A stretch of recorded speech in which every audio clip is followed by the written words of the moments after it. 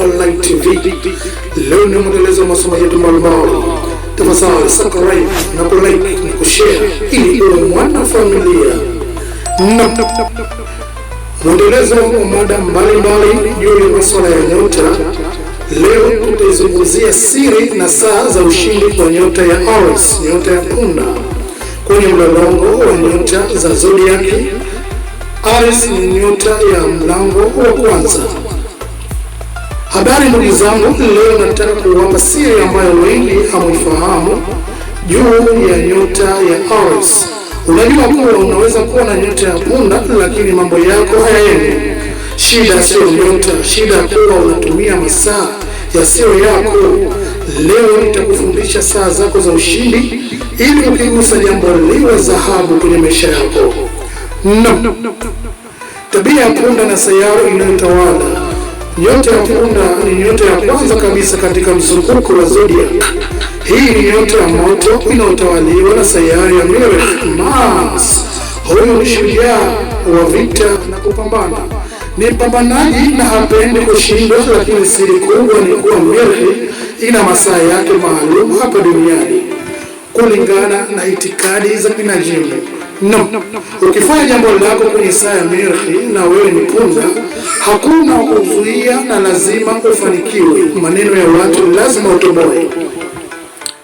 Siri ya masaa sayari ya Mars. Ili ufanikiwe lazima ujue saa na sayari zako. Punda anapata nguvu zaidi siku ya Jumanne, lakini kila siku kuna masaa ya Mars ambayo yanazunguka ndani ya siku. Saa za mchana, asubuhi, saa ya kwanza kabisa jua linapochomoza, na saa 8 mchana. Hapa ndipo punda anapaswa kufanya maamuzi magumu, kuanza biashara au kukutana mtu mwenye mamlaka au kufanya jambo ambalo litaleta mafanikio kwenye maisha yake. Basi lazima afanikiwe akifuata wakati huo. Saa za usiku ni saa 3 usiku na saa 10 ya alfajiri. Haya ni masaa ya kufanya maombi ya ushindi na ulinzi juu ya nyota ya Aries. Mfano wa jinsi ya kutumia masaa haya, practical example. Mfano, kama unatafuta kazi au mkataba fulani, usiende tu ovyo. Panga miadi yako iangukie saa 1 asubuhi au saa 8 mchana kupitia nyota yako hiyo. Hapo nishati yako itakuwa yura yake ina nguvu kuliko hao wanaofuata. Inakuwa juu sana na utaonekana una nguvu na ushawishi mbele ya watu. Kama unataka ushindi wa kesi au mashindano, tumia saa ya Mars saa 8 mchana. Punda ni askari na saa hiyo ni silaha zake zinakuwa na ncha kali kupitia nyota ya Mars, nyota ya moto.